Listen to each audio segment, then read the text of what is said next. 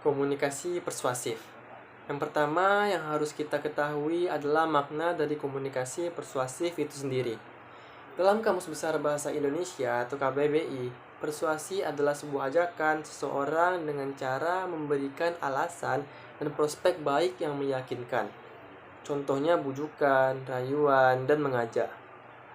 Dari pengertian ahli, tampak bahwa persuasi merupakan proses komunikasi yang bertujuan untuk perubahan sikap, mempengaruhi sikap, pendapat, dan perilaku, baik verbal maupun non-verbal. Tujuan komunikasi persuasif. Komunikasi persuasif tentu memiliki tujuan yang berbeda dari komunikasi lainnya. Menurut Satjaja, dikutip oleh Ritonga tahun 2011, bahwa tujuan persuasi di sini identik dengan menginginkan efek dan hasil atau akibat yang terjadi pada khalayak sasaran. Secara akibat atau hasil, persuasi mencakup 3 aspek. Yang pertama, aspek kognitif, yaitu aspek yang menyangkut kesadaran dan pengetahuan.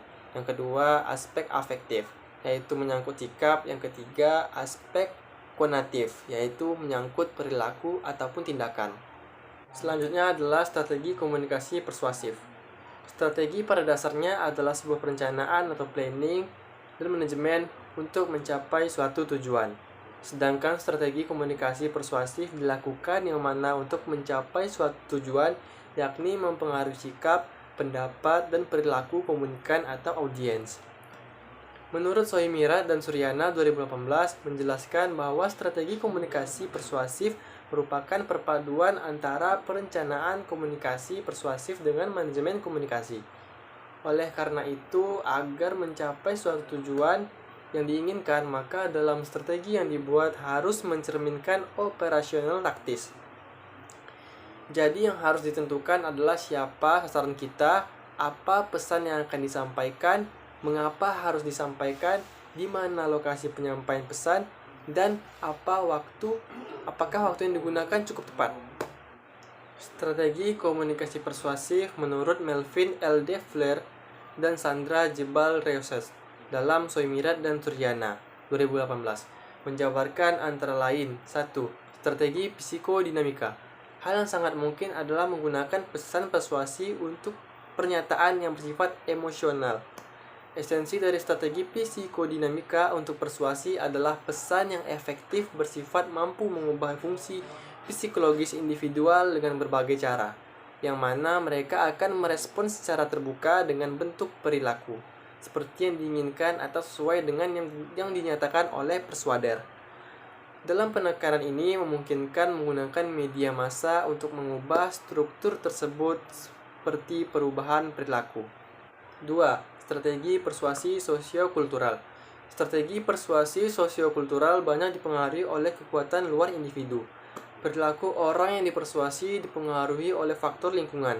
Contohnya lingkungan keluarga, lingkungan masyarakat, lingkungan sama teman, maupun profesi di suatu tempat pekerjaan.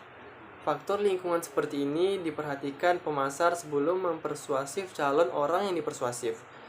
Strategi ini dapat dikatakan di mana biasanya pemasar dapat referensi dari teman ataupun keluarga. Strategi sosiokultural banyak digunakan dalam promosi pada produk komersil dengan cara melalui kesamaan situasi. 3. Strategi the meaning construction. The meaning construction bahwa pengetahuan dapat memberikan perilaku.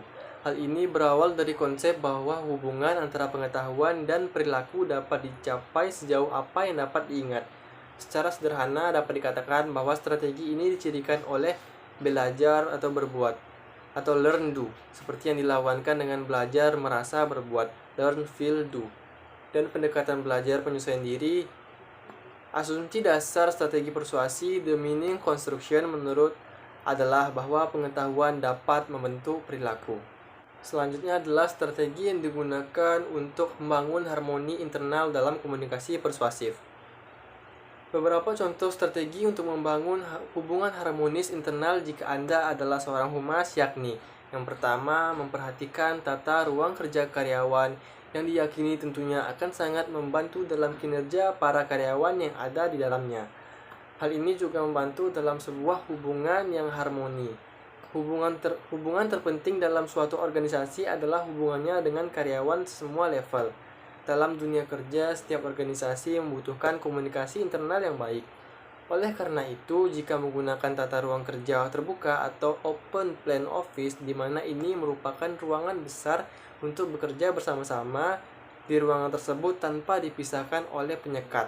Hal ini tentu sangatlah baik. Yang kedua, adakan kegiatan-kegiatan yang semakin mendekatkan sama karyawan. Misalnya saja kegiatan kecil, rapat-rapat santai yang diselingi dengan makan siang atau makan malam, merayakan hari besar bersama, lebaran bersama, Natal bersama, buka puasa bersama, reaksi keluarga yang guna menambah semangat serta motivasi kerja para karyawan. Yang ketiga, ada sosialisasikan strategi untuk mencapai tujuan dan sasaran. Motivasi bisa juga ditumbuh kembangkan dengan cara memenuhi keingintahuan bawahan terhadap strategi yang khususnya yang berhubungan dengan tujuan dan sasaran organisasi. Pada umumnya, manusia akan lebih bersemangat bekerja jika telah mengetahui bagaimana strateginya. Strategi membuatnya lebih percaya diri. Tak jarang dalam lingkungan kerja terdapat unsur kompetitif, namun dalam hal ini komunikasi persuasif atau strategi pendekatan-pendekatan yang dilakukan oleh top manajemen harusnya dapat membangun hubungan yang harmonis di internal sehingga mempengaruhi eksternal.